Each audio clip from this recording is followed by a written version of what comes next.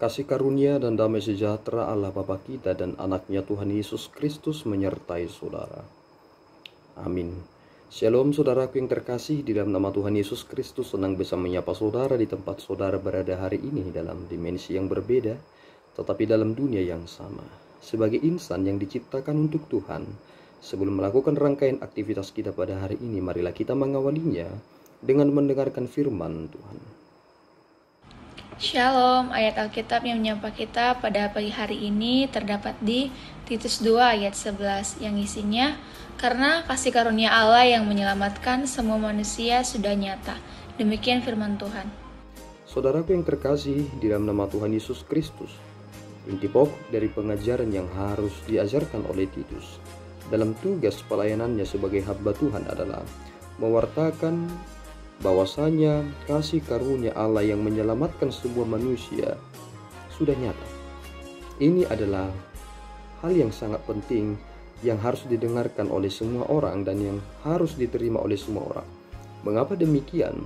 Karena ternyata peradaban perjalanan kehidupan umat manusia, seluruhnya kita ini menantikan keselamatan itu nyata, benar-benar nyata untuk kita, benar-benar dapat kita terima dan benar-benar hadir bersama-sama dengan kita.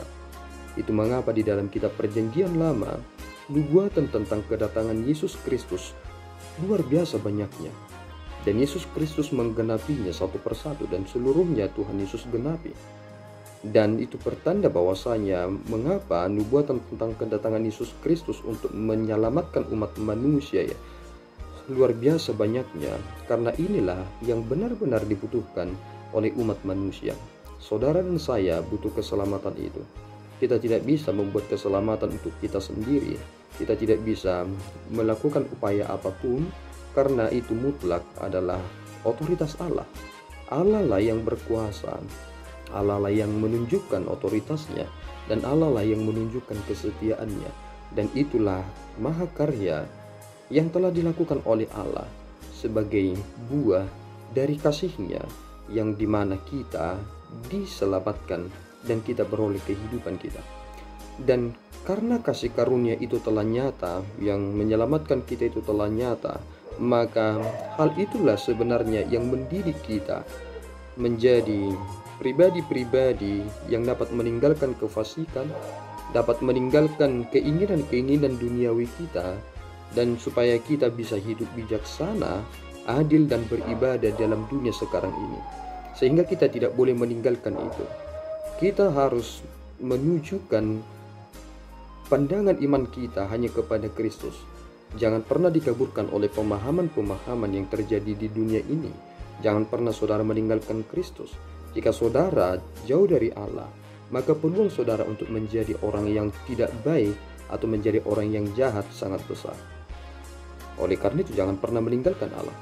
Marilah kita hidup dalam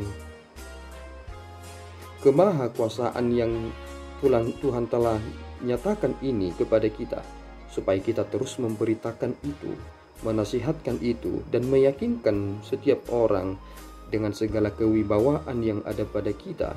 Dan jangan ada orang yang menganggap diri kita rendah hanya karena kita masih muda. Jangan pernah ada orang yang menganggap demikian. Tugas kita, baik muda maupun tua, adalah mewartakan bahwasanya kasih karunia Allah yang menyelamatkan semua umat manusia sudah nyata. Tuhan Yesus memberkati. Kita berdoa. Ya Tuhan, kami bersyukur atas berkat-Mu. Terima kasih Bapa atas firman-Mu yang telah kami terima. Biarlah kami Tuhan dapat mewartakan firman-Mu dengan benar, mewartakan kasih karunia Allah yang telah nyata menyelamatkan seluruh umat manusia. Penuhilah kami ya Tuhan dengan firman-Mu, dan izinkanlah kami menjadi hamba-hamba-Mu yang benar-benar setia. Dan biarlah Tuhan buah pelayanan kami menjadi kemuliaan bagi nama-Mu saja. Terpuji Engkau, di dalam Yesus kami telah berdoa dan mengucap syukur. Anugerah Tuhan kita Yesus Kristus, kasih setia Allah Bapa, dan persekutuan Roh Kudus menyertai saudara. Amin. Tuhan Yesus memberkati.